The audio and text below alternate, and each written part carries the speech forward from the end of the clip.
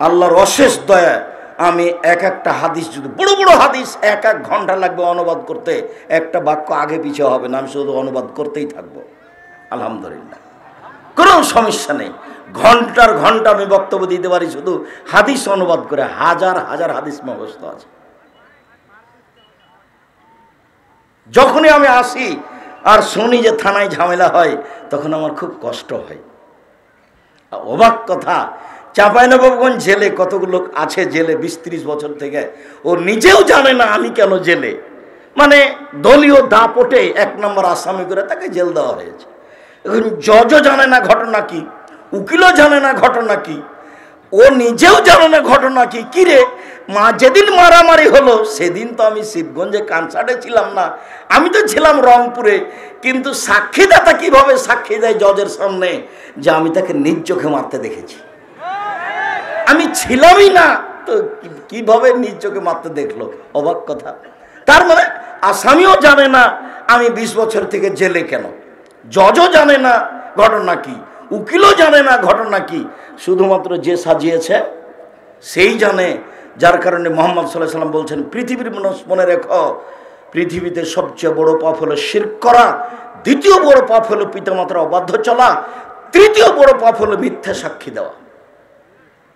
লোকটা বলছে আমি 2 চোখে দেখেছি মারতে, ওকে 50,000 টাকা দিয়েছে, দিয়ে বলেছে তুমি জজের সামনে বলবে আমি মারতে দেখেছি নিজ চোখে।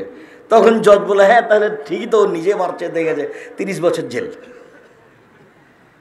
যেই জেলে চলে গেল সে আর বুঝতে পারলো না যে আমি কেন জেলে। ভাবতে ভাবি তার জীবন চলে গেল, বাড়িঘর চলে গেল, স্ত্রী পরিবার চলে গেল, সবকিছু হারিয়ে গেল, জমি জায়গা ভাইয়েরা নিয়ে নিল, বিলীন হয়ে গেল। সে নিজেও বুঝতে পারলো না আমি কেন জেলে, আমার বাড়িঘর হারিয়ে গেল কেন, আহাল পরিবার চলে গেল কেন? এর নাম পৃথিবী, এর নাম দলীয় দাপট। তো আব্দুল্লাহর এই অংশ।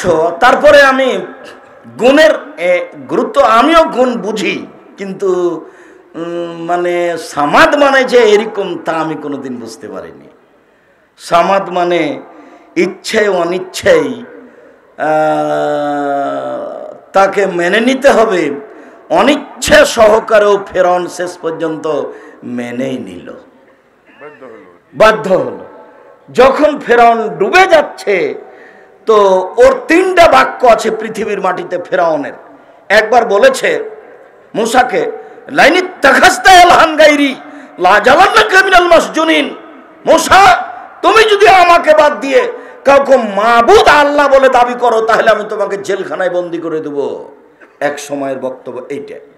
এক সময়ের বক্তব্য ফেরাউন বলছে, মালিম তো লাকুম মিন ইলাহিন গায়রি, মুসা আমি ব্যতীত আর কোনো আল্লাহ আছে এ কথা আমি জানি না। এক সময়ে ফেরাউন বলেছে, আনা রব্বুকুমুল আলা, আমি হচ্ছি সবচেয়ে বড় আল্লাহ, সবচেয়ে বড় প্রতিপালক। এই 3টা হলো কার বক্তব্য? ফেরাউনের বক্তব্য। এই ফেরাউন এক সময়ে বলছে যে আমি মুসা এবং বনি ইসরায়েলের আল্লাহকে মেনে নিলাম। তখন আল্লাহ বলছে, ও এখন কাদা আসাইতা মিন কাবল, ইতিপূর্বে তুমি এখনই তো অস্বীকার করেছিলে, এখন মেনে নিলে। তার মানে ফেরাউনের ঈমান গ্রহণ হলো না, ফেরাউনের ঈমান গ্রহণ হলো না। তো ডক্টর শহীদুল্লাহ এবং মাওলানা আব্দুল্লাহিল কাফি আল কুরাইশির একটা বক্তব্য আছে। হাদিসে এসেছে আল্লাহ কিয়ামতের মাঠে 3 অঞ্জলি 3 খাবল 3 অঞ্জলি মানুষ জাহান্নাম থেকে বের করে জান্নাতে দিয়ে দিবেন। আল্লাহ 3 খাবল মানুষ জাহান্নাম থেকে বের করে আল্লাহ কোথায় দিয়ে দিবেন? জান্নাতে দিয়ে দিবেন। তখন ডক্টর শহীদুল্লাহ বলছেন, জনাব আল্লাহর হাত কি ছোট? আল্লাহর হাত তো জাহান্নামের চেয়ে বড়। তো জাহান্নামে যা আছে সবাই জান্নাতে চলে আসবে, ফেরাউনও চলে আসবে। এটা কে বলল? কে বললেন? ডক্টর শহীদুল্লাহ বললেন, 16 ভাষার পণ্ডিত। তখন মাওলানা আব্দুল্লাহিল কাফি আল কুরাইশি বললেন, জনাব মনে রাখবেন অন্তরে ঈমান থাকবে না যার, অঞ্জলিতে আসার সুযোগ হবে না তার। জনাব মনে রাখবেন অন্তরে ঈমান থাকবে না যার, খাবলে আসার সুযোগ হবে না তার, চাঁপানেগঞ্জের ভাষা। অন্তরে ঈমান থাকবে না যার, অঞ্জলিতে আসার সুযোগ হবে না তার। তোর ঈমান যদি না হয় তাহলে হবে না। বিচারের মাঠে হিন্দু আর ইহুদি খ্রিস্টানদের নেকি পাপ ওজন হবে না। যারা শিয়া, যারা কাদরিয়া, যারা জাবরিয়া, যারা মুজাসসামা, যারা জাহামিয়া, এদের দাড়ি পাল্লা হবে না। কেননা দাড়ি পাল্লা মানে হলো একদিকে একটা 5 কেজি ওজনের পাথর থাকতে হবে আর একদিকে ধান থাকতে হবে, তাহলে তো মাপ হবে। তাই একদিকে এক পাল্লায় থাকতে হবে পাপ আর এক পাল্লায় থাকতে হবে নেকি। তো যারা অমুসলিম হিন্দু, যারা ইহুদি খ্রিস্টান, তার তো কোনো নেকি নাই, তো পাল্লা হবে কি করে? কথা বুঝতে পারলেন না? তারপরে এদের আর নেকি ওজন হবে না। তো আল্লাহ এদেরকে জাহান্নামে দিবেন কিভাবে? তখন আল্লাহ বলছেন ইউখাযু বিন নাওয়াসি ওয়াল আকদাম, ওদের ওজন হবে না পাপ নেকি, ওদের কপাল, সামনের দিক, মাথার আর পা দুটাকে একসাথে ধরে জাহান্নামে নিক্ষেপ করা হবে। তাহলে জাহান্নামে মানুষ চিরদিন থাকবে। ডক্টর শহীদুল্লাহর কথা চূড়ান্ত নয়, মাওলানা আব্দুল্লাহ কাফি আল কুরাইশি রাহিমাহুল্লাহর কথাই চূড়ান্ত। জাহান্নামে মানুষ চিরদিন থাকবে। যাদের পাপ নেকি ওজন হয়ে নেকি কমে গেছে, জাহান্নামে চলে গেছে, এরা কোনোদিন না কোনোদিন জাহান্নাম থেকে বের হয়ে যাবে। কিন্তু ওজন করতে গিয়ে কমে গেছে নেকি, সেই জন্য কোথায় চলে গেল? এখন জাহান্নামে চলে গেল। তো জাহান্নামে থাকতে ওর যে নেকি, আল্লাহ ওটা আমানতের খেয়ানত করবেন না। যার যা নেকি সেটা আল্লাহ নষ্ট করবেন না। আল্লাহ রাগ দেখানোর কোনো প্রয়োজন নেই তার। যা, তুই অত বড় পাপী, তোর এক নেকিও রাখবে না, তোকে বাতিল করে দিলাম, যা। আল্লাহ এরকম কাজ করবেন না। তো তাহলে তো ওজনে যখন কমে গেছে নেকি, তখন জাহান্নাম চলে গেছে। তো কিছু তো ছিল নাকি? তো কিছু যেহেতু ছিল, কাজে 200 বছর, 50 বছর, 1 বছর, কোনোদিন না কোনোদিন ও জাহান্নাম থেকে বের হয়ে জান্নাতে যাবে। বুখারী জি, সাজা খাটার পর বুখারী মুসলিমে ওদের নাম এসেছে জাহান্নামী। ওদের নাম কি এসেছে? জাহান্নামী। ওদের নাম এই নামই ডাকা হবে, ও জাহান্নামীরা শোনো। মানে জান্নাতে চলে গেছে, তবু জান্নাতে চলে গেছে, তবুও কি নাম? জাহান্নামী নামটা পড়ে গেছে। তো উপস্থিত বৈঠকের দিনী মুসলিম বোন, দিনী মুসলিম ভাই, যে মানুষ বেশি জায়গা পেলেন না। আমি আব্দুর রাজ্জাক বিন ইউসুফ অনেক কষ্ট করে এসেছি গত রাত্রে, যদিও আমি বাড়িতে এসেছি, তারপরেও আমি গত রাত্রে 2টা প্রোগ্রাম ছিল, জোর করে প্রোগ্রামটা চাপানো হয়েছিল। তাই দিনে ছিল সেই কোথায় আসামের পাশে ভরুঙ্গামারি, ওখান থেকে এসেছিলাম লালমনিরহাটে প্রোগ্রাম শেষ করে রংপুর শহর দিয়ে পার হচ্ছিলাম। তখন যারা খেলেনি, তো যারা খেলা দেখছে, এদের অবস্থা এটা দেখলাম। এরপরে প্রতিষ্ঠানে এসে কিছু কাজ, তারপরে আমি এসেছি। আমি আপনার বাড়ির মানুষ এসেছি। আপনি জানেন যে আমি আব্দুর রাজ্জাক বিন ইউসুফ এসেছি, তারপরে আপনি বাড়ি চলে গেলেন কেন? আপনি কি নিজের ঘরের মানুষকে অপমান করতে চান? তা আপনি রাস্তায় দাঁড়িয়ে আছেন কেন? এই ছেলে, বোকা ছেলে, তুমি রাস্তায় দাঁড়িয়ে আছো কেন? তোমার শরম হয় না? তোমার লজ্জা হয় না? তোমার ইতস্তবোধ হয় না? আসলেই তোমার লালন পালনের ত্রুটি আছে। এই ছেলে, তুমি যাকে মা বলেছে সে তোমার মা নয়, এ তোমার খালা। ভুল বুঝেছ। আজকে এটাই প্রমাণ করব, তারপরে আমি আলোচনায় যাচ্ছি। তুমি এসে চলে গেলে কেন? যারা আমার দিনী ভাই বোন দাঁড়িয়ে আছে, তারা অপরাধ করলো কি? তুমি চলে গেলে কেন? তুমি কেন রাস্তায় হাঁটছো? তুমি কেন বাড়ি চলে গেলে? কেন যাবা? আমি আব্দুর রাজ্জাক বিন ইউসুফ তোমার বাড়ির মানুষ এসেছি, তুমি তো আসবা, এখানে হিন্দু এসে বসে থাকবে? আমাদের জেলার, আমাদের বাড়ির আব্দুর রাজ্জাক বিন ইউসুফ এসেছে, চলো যাই, কি বলছেন শুনে আসি। আমাদের ছেলে, আমাদের ভাই, আমাদের ঘরের মানুষ। মনে রেখো, তুমি, আমি আব্দুর রাজ্জাক বিন ইউসুফ জাতির যদি রাস্তাঘাট করে দিতে না পারি, জাতির যদি স্কুল কলেজ করে দিতে না পারি, জাতিকে চূড়ান্ত সঠিক ধর্ম দিতে পারবো ইনশাআল্লাহ। ধর্মের ব্যাপারে জাতিকে ফাঁকি দিয়ে পরকাল হারাতে রাজি নই। 26 বছর থেকে ফতোয়া লিখি, 26 বছর থেকে। একাধিক বই পুস্তক আছে, যা তুমি দেখতে পাচ্ছ সব এগুলো আরো আছে। তোমাদের কাছের ভাই আব্দুল্লাহর জন্য সবাই দোয়া করি, আমরা দোয়া করি যে আল্লাহ ওদেরকে অনেক বড় করুক। মানে লাতিফ মানে এইটা অর্থ তা আমিও কোনোদিন বুঝতে পারিনি। লাতিফ মানে হলো যেটা বললো, আমি তখন ঘরে বলছে যে আমি যে খুব ব্যথিত, এটা কে বুঝবে? আমার ভাই তত বুঝতে পারবে না। আমার ভাই বলবে যাকে তোর বউ মরে গেছে, তুই ঠান্ডা হ, আল্লাহ ধৈর্য ধারণ কর। তো বউ মরে গেছে, ওটা আমারটা কি ও বুঝলো? তোকে থুয়ে গেল সবকিছু। ও তো আমারটা বুঝতে পারলো না, খালি আমাকে সান্ত্বনা দিল। আমার বাপ মরে গেছে, তো আমার গ্রামের চাচারা এসেছে বলে থাকবে না, তুই ধৈর্য ধারণ করে। তোর চাচা, তোর বাপ মরে গেছে, একটু ধৈর্য ধারণ করে লাগবে। তা আমার ব্যথা কি ও বুঝলো? এটা পৃথিবীতে কেউ কাউকে বুঝাতে পারবে না।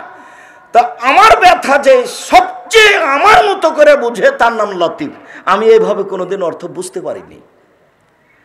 আমার 16 বছর ছাত্র জীবন, 32 বছর 34 বছর শিক্ষক জীবন, আর 32 বছর বক্তব্যের জীবন, আর 26 বছর থেকে ফতোয়া লিখি, আর 6 বছর থেকে নিজে ফতোয়া বোর্ড পরিচালনা করি। ফতোয়া বোর্ডে 12 জন মুফতি বসেন, বড় বড় বিদ্বান, তারা যারা দেশ বিদেশ থেকে পড়াশোনা করে এসেছে। এই ফতোয়া বোর্ড আমি পরিচালনা করি। আমি আপনার ঘরের মানুষ, আপনি আমাকে নিজের ভাইয়ের মতো ভালোবাসেন, এটাই আমি চাচ্ছি। নিজের ছেলের মতো করে ভালোবাসেন, এটাই আমি চাচ্ছি। দিনের ব্যাপারে আপনি আমাকে জিজ্ঞাসা করেন, দিন ধর্মের ব্যাপারে আমি আপনার সাথে একসাথে হয়ে, এক ভাই হয়ে, এক ভাতিজা হয়ে, এক চাচা হয়ে, অন্তর থেকে কাছে হয়ে ফতোয়া দিব ইনশাআল্লাহ। আর মানুষ হিসেবে ভুল থাকতে পারে, যেটা ফতোয়া দিয়ে দেবো সেটা এইভাবে উল্টে ধরা কিয়ামত পর্যন্ত সম্ভব নয়। তবে মানুষ আমি যেটা বলছি সেটাকে উল্টে ধরা সহজ নয়, খুব কঠিন। তবে আমি মানুষ। প্রত্যেকটা জিনিস কতবার দেখা আছে, যে কোনো ফটো আপনি জিজ্ঞাসা করলে মনে হয় যেন আমি ওটা 10 বার দেখেছি, 50 বার দেখেছি, 100 বার দেখেছি, এরকম আমার মনে হয়। তখন ওটা বলতে আমাকে সময় লাগে না, আমি কাজই এটা করি। বক্তব্য দিই, একটু কলমে লিখি, ফতোয়া ঠিক করি, এটাই। অন্য আর কিছু করার আমার পরিবেশ আসেনি। আলহামদুলিল্লাহ, এটাকে আমি ভালোই মনে করছি। আর আমি যে বলি যে জাতির যদি রাস্তাঘাট করে দিতে না পারি, কলেজ স্কুল করে দিতে না পারি, কে বললে পারি না? আলহামদুলিল্লাহ, জামিয়া সালাফিয়া ডাঙ্গিপাড়া পাওয়া রাজশাহী 26 থেকে 30 বিঘা জমির উপরে, জামিয়া সালাফিয়া রূপগঞ্জ নারায়ণগঞ্জ 51 বিঘা জমির উপরে, জামিয়া সালাফিয়া আপনার বড়ি যেটা দিনাজপুর সেটা 20 বিঘা জমির উপরে, জামিয়া সালাফিয়া যেটা গড়তে যাচ্ছে বরিশাল সেটা শহরের পাশে 7 বিঘা জমির উপরে, জামিয়া সালাফির জমি রেডি আছে চট্টগ্রামে, জমি রেডি আছে ফরিদপুরে, জমি রেডি আছে নোয়াখালীতে, জমি রেডি আছে কুষ্টিয়াতে, জমি রেডি আছে ময়মনসিংহে, জমি রেডি আছে সিলেটে। এসব জায়গাতে জামিয়া সালাফে গড়বে ইনশাল্লাহ, সময়ের ব্যবধান। আমি চাঁপাইনবাবগঞ্জের মানুষ, মানে আপনার বাড়ির মানুষ। দিন রাত আমি বলি চাঁপাইনবাবগঞ্জের মানুষ। চাঁপাইনবাবগঞ্জের ভাষাতে বলে, কালকে কতবার বলেছি, এ তোকে তো দিতে হবে, তোর বাপকে দিতে হবে, এই ভাষা তো এখানকার। যখন আপনি আমার বিরুদ্ধে থানাতে কিছু বলতে চান, তখন আমার যে কত কষ্ট হয়, তখন আমার মনে পড়ে যে আমি আসলে তাকে বুঝাতে পারলাম না। আমি তো তার সবচেয়ে কাছের মানুষ, কেন সে আমার বিরুদ্ধে থানায় গেল? সে বোন হোক আর ভাই হোক, তুমি বিশ্বাস করো আমি মানুষ, আর টিকার কোনো পথ নাই। যার বিরুদ্ধে গেছে থানায় বলতে, যে গেছে তার অতীতের 100 বছর আমি চ্যালেঞ্জ করলাম, তার বাপ, তার দাদা, তার বংশে কেউ শুধু কোরআন হাদিস অনুবাদ করে বক্তব্য দিয়েছে, কথা বলতে পারবে না। আর ও বলতে পারবে না যার পক্ষে গেছে, আমার বিরুদ্ধে থানাতে গেছে। আমি আব্দুর রাজ্জাক বিহিস বলছি, 32 বছর থেকে মা কোনোদিন অপ্রয়োজনীয় বাক্য বলি না। একটু বলুক না দেখি। তুমি দিনী বোন, তুমি দিনী বোন, আপনি দিনী বোন, আপনাকে আমি অনেক ভালোবাসি। আপনি আমার খালা, আপনি আমার মা, আপনি আমার চাচি, তুমি আমার দিনী বোন। তুমি যার পরামর্শে ফতোয়া দিয়ে বেড়াচ্ছ ভুল দিয়েছে। আমি আব্দুর রাজ্জাক বিন ইউসুফ, তুমি যদি আমার কাছে ফতোয়া নাও ইনশাল্লাহ ভুল হবে না, তবে আমি মানুষ। অতএব আমার পরামর্শকে প্রাধান্য দেওয়া ভালো হবে, আমি এটাই মনে করি। সম্মানিত দিনী ভাই বোন, এইখানে লতিফ আর ওয়াকিলের এইটা তর্জমা, ওয়াকিল একটু বুঝতে পারতাম, কিন্তু লতিফ যে এইরকম অনুবাদ সেটা আমি কোনোদিন বুঝতে পারিনি।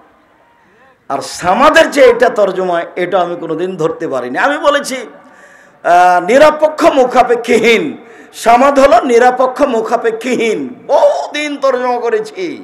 সামাদ হলো নিরপেক্ষ মুখাপেক্ষীহীন। তো আমি আর একটু বলে যাই, ইসমে আজম নামে দোয়াটার কথাটা আমার দিনী ভাই বোন যারা যেখানে আছেন, রাস্তাঘাটে আছেন, চলে আসেন। আমার আরো দিনী ভাই 5 জন দাঁড়িয়ে কথা শুনছে, আপনিও শোনেন। এই ছেলে, তুমি রাস্তায় দাঁড়িয়ে আছো কেন? এখন ওখানে কথা বলছো কেন? কোন শরমে? তুমি কি বলতে চাচ্ছ যে আসলে তোমার মা নয়, তোমার খালা? এটা তোমার খালা, যে এটাই যে তোমার খালা, এটা তোমার মা নয়, আমি এটা প্রমাণ করব, তারপরে বক্তব্য দেব। তোমার যে এটা সৎ মা, তোমার এটা নিজ মা নয়, এটা আগে প্রমাণ করব, তারপরে বক্তব্য দেব। তুমি শোনো আগে। উপস্থিত দিনী মুসলিম ভাই বোন, আমি প্রমাণ করছি এই ছেলের মা নয়, এটা এই ছেলের খালা। আপনি আমার দিকে লক্ষ্য করেন, আগে প্রমাণ করব, তারপরে বক্তব্য দিব। আমি আছি, উনি চলে গেলেন কেন? কেন এখন বাড়ি থেকে টিভি চালু করলেন? কেন করবেন? আমার দিনী ভাই বোন যারা দেখতে পাচ্ছেন ভালো, দেখতে না পাইলেও কিছুক্ষণ কষ্ট করেন। কি করা যাবে? এখন এনাদের কাছে যদি আমরা দাবি জানাই যে আমাদের বসার ব্যবস্থা করে দেন, তা কি পারবে? পারবে না। তো একটু ধৈর্য ধারণ করি। যাক, আব্দুর রাজ্জাক সাহেব আগে প্রমাণ করেন যে এটা আমার মা নয়। আচ্ছা ঠিক আছে, আমি এটা প্রমাণ করি, তারপরে কথা। জাবের রাদিয়াল্লাহু তাআলা আনহু বলেন যে আমরা রাসূলের সাথে একবার যুদ্ধ করে আসছিলাম, মদিনায় ঢুকবো। ঢুকতে না ঢুকতে তিনি বলছেন, এই থামো, এই সবাই এখানে থামো, আমরা রাতে এখানে থাকবো, সকালে মদিনায় ঢুকবো। নতুন বিবাহ করেছি, আমাকে বাড়ি যেতে অনুমতি দেন। আমি এটুকু বলতেই আল্লাহ রাসূল বলতে লাগলেন, ও তুমি নতুন বিবাহ করেছো, বিকরানাম সাইয়্যিবা, তুমি কুমারী মেয়ে বিবাহ করেছো না তালাক প্রাপ্তা মেয়ে বিবাহ করেছো? তুমি অবিবাহিতা মেয়ে বিবাহ করেছো না তালাক প্রাপ্তা মেয়ে বিবাহ করেছো? তখন আমি বললাম, সাইয়্যিবা, আমি তালাক প্রাপ্তা মেয়ে বিবাহ করেছি। ওর আগে বিবাহ হয়েছিল, তার স্বামী তাকে ছেড়ে দিয়েছে, আমি তাকে বিবাহ করেছি। তো এইটুকু বলতেই আল্লাহ নবী বলছেন, হাল্লা বিক্রাম তোলাইবকা, তুমি কুমারী মেয়ে কেন বিবাহ করলে না? তুমি তার সাথে খেলতে, ও তোমার সাথে খেলতো। তুমি অবিবাহিতা মেয়ে কেন বিবাহ করলে না? তুমি তার সাথে খেলতে, ও তোমার সাথে খেলতো। তুমি কুমারী মেয়ে কেন বিবাহ করলে না? তুমি তার সাথে খেলতে, ও তোমার সাথে খেলতো। আল্লাহ নবী এই কথাগুলি বললেন। তখন জাবের বলছেন, তাহলে শোনেন, আমি তালাক প্রাপ্তা মেয়ে কেন বিবাহ করলাম? আমার বাপ উহুদের যুদ্ধে শহীদ হয়েছেন 6 জন মেয়ে রেখে। আমার 6 জন বোন আছে। আমার বোনদের সমবয়সের মেয়েকে আমি বিবাহ করিনি 4টা কারণে।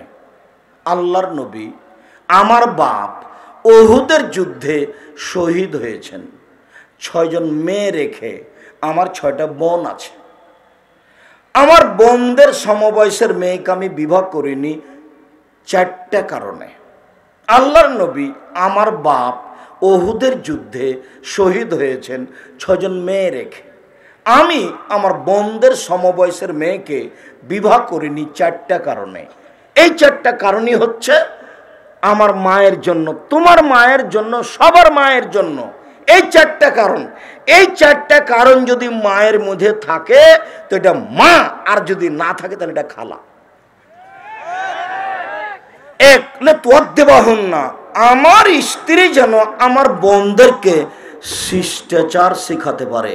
শিষ্টাচার, এই কারণে আমি তালাক প্রাপ্তা মেয়ে বিবাহ করেছি। অবিবাহিতা মেয়েগুলো জানবে না, বুঝবে না, তাই আমি তালাক প্রাপ্তা মেয়ে বিবাহ করেছি, যাতে করে আমার বোনদেরকে শিষ্টাচার শিখাতে পারে। শিষ্টাচার, আম্মু রাস্তায় হাঁটলে এক পাশ দিয়ে হাঁটিও, শিষ্টাচার। আম্মু বাড়ি থেকে বের হওয়ার সময় সালাম দিয়ে বের হয়ো, শিষ্টাচার।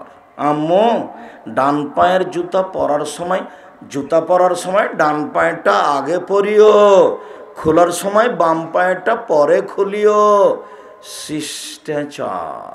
আম্মু বিছানায় শোয়ার সময় ডান কাতে দোয়া পড়ে শুয়ো, শিষ্টাচার। আম্মু গিলাস ডান হাতে ধরে পানি খায়, বাম হাতে ধরিও না, আম্মু বাম হাতে শয়তান ধরে, শিষ্টাচার। তোমার চাচা বাপ দাদা কেউ বিদায় হলে বলিও আস্তাউদিল্লাহ দীনাকা ওমানাতাকা ওয়াখিরা মালিক ওয়া যাওয়াদাকাল তাকওয়া ওয়া গাফারা যামবাকা আস্তালাকাল খায়রা আইসমা কুনতা। এই দোয়া পড়িও, টাটা বাই বাই বলো না। এটা হলো অনইসলামিক শিষ্টাচার। মোবাইলে রিং হচ্ছে, আম্মু যদি চিনতে পারো হিন্দু তাহলে বলিও ধন্যবাদ। কি বলছিলেন জনাব? যদি চিনা না যায় তাহলে হ্যালো বলিও না, বলবা আসসালামু আলাইকুম। হ্যালো বলে কুকুরকে ডাকে, আসসালামু আলাইকুম। চিনতে পারো আর না পারো, ডোম হোক, চামার হোক, হাঁড়ি হোক, মেথর হোক, মুচি হোক, যে হোক না কেন, যখন তুমি চিনতে পারলে না তখন বলবে, তুমি অন করে দিয়ে কি বলবে? আসসালামু আলাইকুম। আমি কোনোদিন হ্যালো বলি না, তুমি আমার সাথে কথা বলে দেখো একদিন। আমি এটা করি না, এটা আমার জীবনের মধ্যে নেই। তবে আমি মানুষ, কোথাও ভুল থাকতেও পারে। আমি কোনোদিন দোকানপাটে চায়ের স্টলে বসি না, আমি এ যাবৎ কোনোদিন চায়ের স্টলে বসিনি। জামিয়া সালাফের ভিতরেও চা বিক্রি হয়, আমি ওখানে দাঁড়িয়ে বলছি, এই ছেলে ঠিক মতো চা করো তো। এই যদি মানুষকে ঠকায় না খবরদার, যদি আমি শুনতে পাই তাহলে তোমাদেরকে বলবো বাড়ি চলে যাও, বাড়ি চলে যাও, এখানে থাকতে হবে না। আমাকে তখন অনুরোধ করে যে একটু বসেন, একটু বসেন, এক চাপ চা খাই। ও জীবনে কোনোদিন বলতে পারবে না আব্দুর রাজ্জাক সাহেব আমার এখানে সামনে বসেছে আর এক কাপ চা খেয়েছে, এটা বলতে পারবে না। গ্রামে বাড়িতে কোনো জায়গাতে নেই, জীবনে চায়ের স্টলে বসিনি কোনোদিন বসিনি, ওটা ঘটেনি। 16 বছর ছাত্র জীবন আছে। 1976 সালে আমি সর্বপ্রথম নাচল পড়তে গেছি। যখন নাচল পড়তে গেছি সর্বপ্রথম যখন আমি নবাবগঞ্জ ট্রেন স্টেশনে এসেছি, যে আমাকে নিয়ে যাচ্ছে সে আমাকে বলছে, যখন খুব শব্দ করে দমদম দমদম শব্দ করে ট্রেন আসলো, তখন বলছে চুপচাপ থাকবি নইলে ট্রেন ধরে নিবে। মনে হচ্ছে এখনই বলছে। তো যখন গাড়িতে উঠে কথা বলছে, তা বলছে তুমি যে কথা বলছো তোমাকে ধরে না। আর এইখানে একটা ট্রেন স্টেশনের সামনে একটা ছিল, বড় পাকুড় গাছ ছিল। চাঁপাইনবাবগঞ্জ ট্রেন স্টেশনের সামনে একটা বড় পাকুড় গাছ ছিল। একটা লোক বলছে এখন ওই ফুটপাতে ওষুধ বিক্রি করবে। তো সে লোকটা বলছে আমার বাড়ি কানসাট। কানসাটের অর্থ এনে যে আমি কান সাটতে বলিনি, মনে হচ্ছে এখনই বলছে। এটা 76-77 সালের ঘটনা হবে। তখন আমি জানি না কানসাট কোথায় আছে, তখন আমার জানা নাই। পায়ে হেঁটে বাড়ি থেকে দেবীনগর থেকে চাঁপাইনবাবগঞ্জ এসেছি, এখানে সাথে সাথে এসেছি, এটা আমার জানা আছে। লোকটা বলছে আমার বাড়ি কানসাট, মানে আপনাদেরকে আমি কান সাটতে বলিনি। তখন আমি জানি না কানসাট কোথায়। সম্মানিত দিনী বোন, সম্মানিত দিনী ভাই, আমি আপনাকে অনুরোধ জানাচ্ছি যে তোমার মা, আপনার স্ত্রী যদি ছেলে মেয়েকে শিষ্টাচার শিখাতে না পারে তাহলে এটা মা নয়। তোমার মাথায় খেলোয়াড়দের মতো করে চুল আছে, ছাতা চুল ছেটেছ, চতুর্দিক চাঁচা আছে, বলো তো এটা কোন শিষ্টাচার? ইহুদি খ্রিস্টানের শিষ্টাচার। তোমার প্যান্টটা টাকানোর নিচে আছে, বলো তো এটা কোন শিষ্টাচার? তোমার দাড়ি চাঁচা আছে, বলো তো কোন শিষ্টাচার? তোমার হাতে সিগারেট আছে, বলো তো কোন শিষ্টাচার? তুমি মোবাইলে হ্যালো বলছো, বলো তো কোন শিষ্টাচার? দোকানে বসে তুমি আড্ডা পিটছো, বলো তো তুমি এটা কোন শিষ্টাচার? তোমাকে কি শিখালো তোমার মা? এটা তোমার মা নয়, এটা তোমার সৎ মা। দুই, অতলে মোহন্না, আমার স্ত্রী যেন আমার বোনদেরকে বিদ্যা শিখাতে পারে। বিদ্যা, আম্মু জোহরের সলাত 4 রাকাত ফরজ পড়তে হয়, আগে 4 রাকাত সুন্নাত, পরে 2 রাকাত সুন্নাত, 6 রাকাত সুন্নাত পড়লে জান্নাতে ঘর বানানো হয়। আম্মু জোহরের আগে 4 পরে 4, 8 রাকাত সুন্নাত পড়লে জাহান্নাম হারাম হয়ে যায়। আম্মু মাগরিবের পরে সলাতুল আওয়াবিন পড়তে হয় না। আম্মু মাগরিবের পরে শুধু 2 রাকাত। সলাতুল আওয়াবিন হচ্ছে 10:30 11টার সময়, 11:30টার সময় সলাতুল আওয়াবিন। ওই শব্দটা আল্লাহ নবী নিজে উচ্চারণ করে বলেছেন, সলাতুল আওয়াবিন। আম্মু চাস্তের সলাতের চেয়ে সলাতুল আওয়াবিন বেশি দামি। কখন? 10:30 11টা 11:30টার সময়। আম্মু বিদ্যা, বলো তো তোমার মা তোমাকে কি বিদ্যা শিখিয়েছে? 3, অতুরাত যারা হন না, আমার স্ত্রী যেন আমার মাথার চুলকে, আমার বোনদের মাথার চুলকে চিরুনি করে সাজগোজ করে ভালো করে ঢেকে সব কিছু ঠিকঠাক করে রাখতে পারে। আমার স্ত্রী যেন আমার বোনদের মাথার চুলকে চিরুনি করে সুন্দর করে পরিপাটি করে সাজগোজ করে রাখতে পারে, এই জন্য আমি আমার বোনদের সমবয়সের মেয়েকে বিবাহ করিনি। আমি তালাক প্রাপ্তা মেয়েকে বিবাহ করেছি যাতে এগুলি পারে। এইবার আমি আপনাকে বলি, আপনার স্ত্রী এখানে বসে আছে, আপনার মেয়েটা ক্লাস 10-এ পড়ে, পাশে বসে আছে, গল্প করছে, মাথায় পাঞ্জার চুল আছে, শীতের দিনে চুল ছাড়া আছে। বলেন তো আপনার স্ত্রী কি শিষ্টাচার শিখিয়েছে বাচ্চাকে? আসলেই কি এটা আপনার স্ত্রী, না কিভাবে আপনি সংসার করছেন? না এটা আপনার সৎ স্ত্রী? এগুলো বাচ্চাকে দেখে না। স্ত্রী সৎ হয় না, ঠিক বলেছেন। এটা কি বাচ্চার সৎ মা? মানে পরের স্ত্রী। এটা কি আপনার আর একজন স্ত্রী? আল্লাহ রহম করো, সৎ মা। জি। 4, অতাকুমা আলাইহিন্না, আমার স্ত্রী যেন আমার বোনদের উপরে পাহারা দিতে পারে। মা মানে পাহারাদার, মা মানে পাহারাদার, মা মানে পাহারাদার। চাঁপাইনবাবগঞ্জে একটা ফ্যাক্টরি খোলা হয়েছে, মালিক 3 জন গার্ড পাহারাদার রেখেছেন।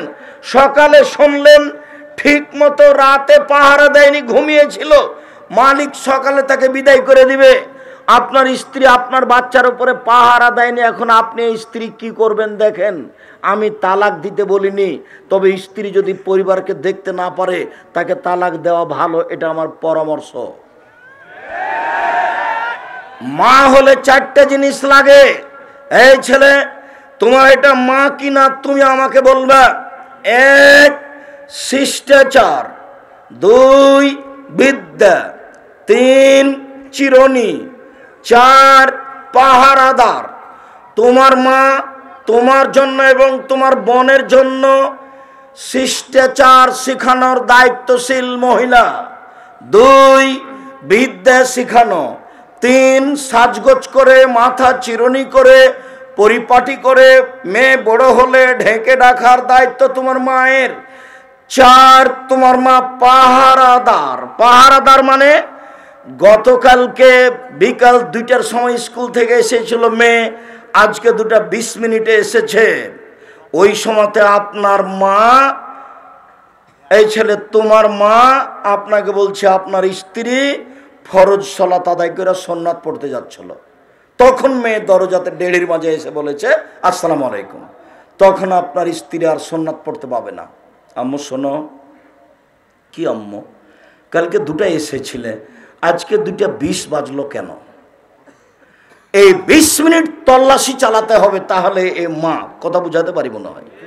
তাহলে এটা পাহারাদার। আমি ঠিক বলেছি, তোমার মা নয় এটা। তোমার মা এ কথা ঠিক, তবে আসলে মায়ের দায়িত্ব পালন করেনি। হয় খালা, না হলে সৎ মা। এ কথাই ঠিক। ও খালার স্থানে আছে, ও সৎ মায়ের স্থানে আছে। তুমি তোমার মাকে বলে দিও, আম্মা 4টা জিনিস করা লাগে মা হয়ে থাকলে। 1, শিষ্টাচার শিখাতে হবে আম্মু।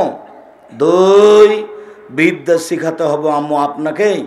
3 বোনেরাকে আমাকে পরিপাটি করে রাখতে হবে আম্মু। দেখুন তো আমার মাথায় ছাতা চুল, ওপরে একটু আছে, চতুর্দিক চাঁচা আছে। এটার নাম কাজা, এটার নাম হারাম। এটা কি? এটার নাম কাজা, এটা হারাম, এটা কারো অনুসরণে আছে।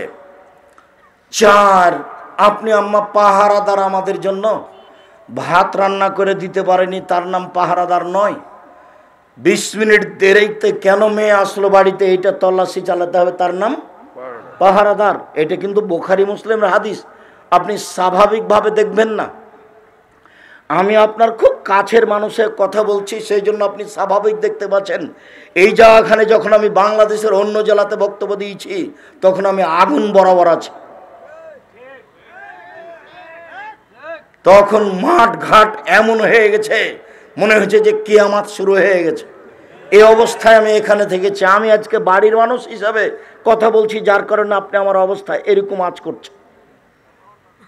সম্মানিত দিনী ভাই বোন, আমি আপনার ওই অংশ ছেড়ে আজকের আলোচনার প্রারম্ভে আর একটা ছোট্ট আলোচনা করতে চেয়েছি।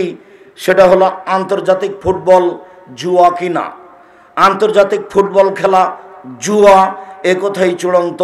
ধারাবাহিকভাবে আমি কয়েকটা হাদিস আয়াত পেশ করছি, আপনি দেখুন। এই ছেলে, খবরদার, কষ্ট হলেও তুমি উঠে কারো ক্ষতি করবো না, কারো গায়ে হাত দিয়ে বসে থাকবো না, একবারে প্রস্তুত হয়ে থাকো, রেডি। পাখি যেন মনে করে তোমাকে পাথর, নড়াচড়া না করে এক খেলে চেয়ে থাকবা। বিশ্বাস করো, আমি তাফসির মাহফিল করতে আসিনি যে তুমি বাদাম খাবা। আমি ইউসুফ জুলেখার কাহিনী কোনোদিন জীবনে বলিনি। আমি দাউদ আলাইহিস সালাম আর একটা মেয়ের প্রতি আসক্ত হয়েছেন, হয়ে এরকম কিছু করলেন, এই কাহিনী আমি জীবনে বলিনি। আমি লিখে দেখিয়েছি। বইয়ের নাম হলো তাফসির কি মিথ্যা হতে পারে? মানে ওই বইয়ে যত তাফসির আছে সবই মিথ্যা। তাফসির মাহফিল ঠেকানোর জন্য এটা লিখেছি। আমার বুকের ওপরে তাফসির হয়, তাফসির মাহফিল হয়, বরিশাল থেকে এসে মিথ্যা তাফসির করে যায়, তখন আমার খুব কষ্ট হয়, সহ্য করতে পারি না। আমার চাচাতো ভাই আমাকে গিয়ে বলছে দেবীনগরে, আজকে যে তাফসির করলো, কি করলো ভাই? খুব করলো, এরকম তাফসির তোরা জানিস না। ঠিক আছে বলেন। আমি জানি না কি বলেন। আমি আলহামদুলিল্লাহ খুব পড়ুয়া ছাত্র ছিলাম, রাত 2টার আগে ঘুমাতাম না। আমার এক ক্লাস ফ্রেন্ড সালিমউদ্দিন ডাহুয়াবি, ভাগলপুরি, बिहार, ও 6 मास पर एक दिन আমাকে বলছে 6 महीना तक मैं ये सोच रहा था कि आप इंसान है ना जिन है। ना मैंने खाए गोसल करने देखा, ना मैंने सोने देखा, ना मैंने जागने देखा। 6 मास पर्यন্ত আপনাকে আমি জিন মনে করতাম, এই জন্য যে না আপনাকে আমি গোসল করতে দেখেছি, না আপনাকে আমি ঘুমাতে দেখেছি, না আপনাকে আমি ঘুম থেকে উঠতে দেখেছি। কেন? আমি সবার পরে ঘুমিয়েছি, তখন আমাকে কেউ ঘুমাতে দেখেনি। আমি সবার আগে উঠেছি, তখন আমাকে কেউ জাগতেও দেখেনি। ওই সময় ছিল গরমের টাইম, আমি রাতে গোসল করতাম, তখন আর কেউ গোসল করতে দেখেনি, যার কারণে এটা সন্দেহ হচ্ছে। আর আমি 7 दिन পর একদিন 2 তলা থেকে নিচে নামতাম। 7 दिन পর একদিন যখন আমি বৃহস্পতিবার রাস্তায় হাঁটতাম, তখন কেউ সামনে পড়লে বলতো, আরে আপনি নিকল গয়ে হ্যাঁ, তব তো দুনিয়া বদল যায়গি। আরে আপনিও বের হয়ে গেছেন, তাহলে তো পৃথিবী উল্টে যাবে। এই কথা বলতো ওই শহরের ছেলেরা। পুরো শহরে যত প্রতিষ্ঠান আছে সবাই জানতো আব্দুর রাজ্জাক বাঙালি। 20-24 বছর পরে আমি গেছি শিক্ষকদের সাক্ষাৎ করতে, তখন শিক্ষক বলছেন, আরে আপ তো যার বলবে সালমান গায়ে হ্যাঁ, তুমি তো উদাহরণ হয়ে গেছো। মানে ছাত্রদেরকে যখন উপদেশ দিই তখন তোমার নাম বলে বলি, তার মানে তুমি এখন আমার ছাত্রদের জন্য কি হয়ে গেছো? উদাহরণ হয়ে গেছে। আমি শিক্ষকের কথা নকল করছি। সময় আমাকে কোনোদিন ফাঁকি দিতে পারেনি। মানে আমি এখানে বসে থাকলাম, ওখানে বসে থাকলাম, এর সাথে গল্প করলাম, এরকম করেনি। তবু কিছু সময় নষ্ট হয়েছে নাচল মাদ্রাসায়। 8 বছর আমি নাচল মাদ্রাসার ছাত্র, 8 বছর, 76 থেকে 82 পর্যন্ত। সম্মানিত দিনী ভাই বোন, আমি আপনাকে এখানে একটি গুরুত্বপূর্ণ জিনিস দেখাতে চেয়েছি। আল্লাহ তাআলা বলছেন, ওয়ায়াসালুনাকা আনিল খামরি ওয়াল মাইসির কুল ফীহিমা ইসমুন কাবীর।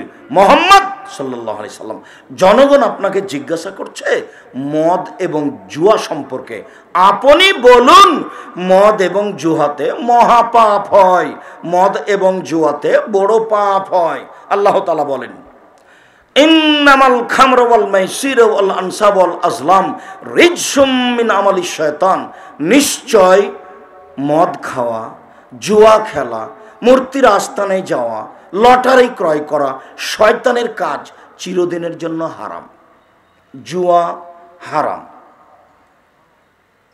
রাসূল সাল্লাল্লাহু আলাইহি সাল্লাম বলেন, 4 শ্রেণীর মানুষ জান্নাতে যাবে না। 4 শ্রেণীর মানুষ জান্নাতে যাবে না। 1, আকুন, বাপ মাকে মানে না যে। 2, কাম্মার, জুয়া খেলে যে। 3, মান্নান, খোটা দেয় যে। 4, মধুবিনুল খামর, নিয়মিত বিড়ি, তামাক, জর্দা, সিগারেট, গুল, নেশাদার দ্রব্য খায় পান করে যে। 4 শ্রেণীর মানুষ জান্নাতে যাবে না। তার 1 শ্রেণীর মানুষ জুয়া খেলে যে। রাসূল সাল্লাল্লাহু আলাইহি সাল্লাম বলেন, পৃথিবীর মানুষ শুনে রেখো, মান লাইবাবে নারদরে ফাকাত আদখালা ইয়াদাহু ফি দামি খিনজির, কেউ যদি জুয়া খেলায় অংশগ্রহণ করে তাহলে সে তার হাতকে শোরের, শুকুরের রক্তের মধ্যে ডুবিয়ে দিল।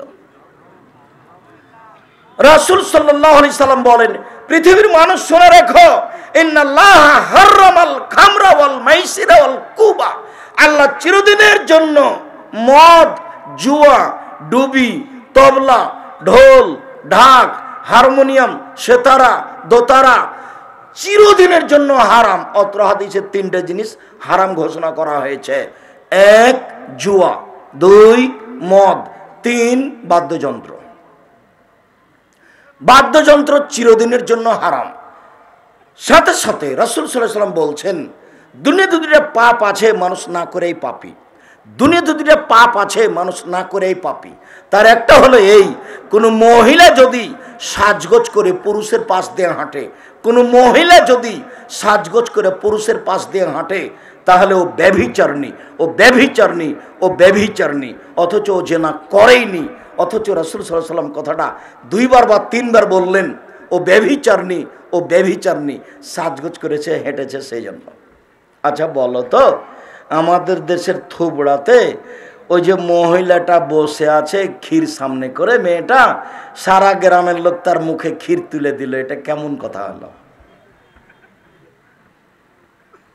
আল্লাহ নবী বলছেন বউ স্ত্রীর মুখে কিছু তুলে দিতে হয়, তাহলে সাদকার নেকি হয়। এ কোন ধরনের নোংরা নীতি? বুঝলাম এটা চাচা, এটা দাদা, এটা খালা, এটা ফুফু, আরে চাঁপাইনবাবগঞ্জের তো গোটা গ্রামই চাচা। তো সবাই যদি চাচা হয় তো পর্দা করবে কার সাথে? সবাই যদি ভাই হয় তাহলে পর্দা করবে কার সাথে? তাহলে পর্দা লাগবে না, পর্দা উঠে গেছে গ্রাম থেকে। ওটা চাচা, এটা ভাই। তো এখন ভাই নিজের ভাই না চাচা, নিজের চাচা না কি, মানুষ তার একটু ভাবে না। নিজ চাচা ছাড়া চাচা তো, নিজ চাচা তো চাচার সাথে বিবাহ জায়েজ, নিজ চাচা ছাড়া। তার মানে আমার দাদার 2-3টে ছেলে, এরা হলো আমার বোনের নিজ চাচা। আমার দাদার নিজ ভাই আছে, দাদার নিজ ভাই নাই, চাচা দাদা, ওদের ছেলেগুলো যেগুলো ছেলে মেয়ে আছে এর সাথে বিবাহ জায়েজ। নিজ চাচাতো বোনের সাথে বিবাহ জায়েজ। তখন নিজ চাচাতো বোনের মেয়েটা খালি বলছে মামা মামা, তো এখন মামার সাথে বিবাহ, আরে কেমন করে হয়ে গেল মামার সাথে বিবাহ হয়ে গেল ভাগ্নির? আরে ওর মাকেই তো বিবাহ করা জায়েজ, চাচাতো বোনকে বিবাহ করা জায়েজ নয়? তো চাচাতো বোনকেই যদি বিবাহ করা চলে, তো চাচাতো বোনের বেটিকে চলে না? তো তাহলে কেমন হয়ে গেল? চাচাতো বোনের বেটি তো দিনরাত মামা ডাকে, ডাকুক, তাতে কি আছে? বিবাহ জায়েজ। কেন? ওর মাই তো জায়েজ, তো বেটি জায়েজ, উপরেরটাই তো জায়েজ, তো নিচে চলে গেছে তো বাদার যাওলা জায়েজই, কোনো সমস্যা নাই। চট করে এই কথাটা মনে পড়লো। এখানে আমার অনেক কথা আছে, একটু পরে ফিরে আসছি। যে দুনিয়াতে 2টা পাপ আছে, মানুষ না করে এই পাপী। তার একটা হলো এই, মহিলা মানুষ যদি সাজগোজ করে পুরুষের পাশ দিয়ে হাঁটে তাহলে ব্যভিচারিণী, ও ব্যভিচারিণী, ও ব্যভিচারিণী, এ কথা রাসূল সাল্লাল্লাহু আলাইহি ওয়াসাল্লাম বলেন। অথচ মেয়েটা জেনা করেনি, কাজটা কত অপরাধ! রাসূল সাল্লাল্লাহু আলাইহি সাল্লাম বলছেন, পৃথিবীর মানুষ শুনে রেখো, কেউ যদি কাউকে বলে আসো জুয়া খেলি, খেলেনি, খালি বলেছে লাউকা মেরোকা, তোমার সাথে জুয়া খেলবো, আসো জুয়া খেলি, তাহলে 10 জন ফকিরকে 1.25 কেজি করে 12.5 কেজি চাউল জরিমানা দিতে হবে। বুঝা গেল না? ও জুয়া খেলেনি, খালি কি বলেছে আসো জুয়া খেলি। জুয়া খেলি এই শব্দটাই এত বড় অপরাধ, জুয়াকে কি করতে হবে? এর কারণে কাফফারা দিতে হবে। কতটি কাফফারা দিতে হবে? 12.5 কেজি চাউল। কয়জনকে দিতে হবে? 10 জন ফকিরকে দিতে হবে 1.25 কেজি করে। এই কথা মুহাম্মদ সাল্লাল্লাহু আলাইহি ওয়াসাল্লাম বলেন। এইবার আপনাকে আমি বুঝালাম যে জুয়া কি জিনিস, জুয়া কত বড় খারাপ। এবার একটু বলি জুয়া কাকে বলে। প্রত্যেক যেই খেলাতে টাকার হার জিত রয়েছে সেটাই হলো জুয়া।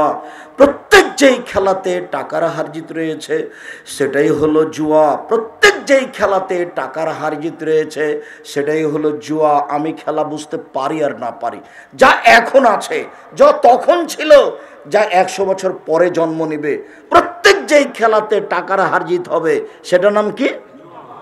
জুয়া। এখন দেখা যাক আন্তর্জাতিক ফুটবল খেলায় টাকার হার জিত আছে কিনা। শুধু টাকা নয়, বিলিয়ন বিলিয়ন ডলার খরচ আছে, ট্রিলিয়ন ডলার খরচ আছে, কোটি কোটি ডলার খরচ আছে। মানে পৃথিবীতে এর চেয়ে বড় জুয়া নাই, এর চেয়ে বড় জুয়া পৃথিবীতে নেই। 1 2 এই খেলাকে লক্ষ্য করে মানুষ 2 ভাগে ভাগ আছে। ও বলছে এ যদি জয় হয় তাহলে আমি গরু জবাই করব, এ যদি পরাজয় হয় তাহলে আমি আত্মহত্যা করব।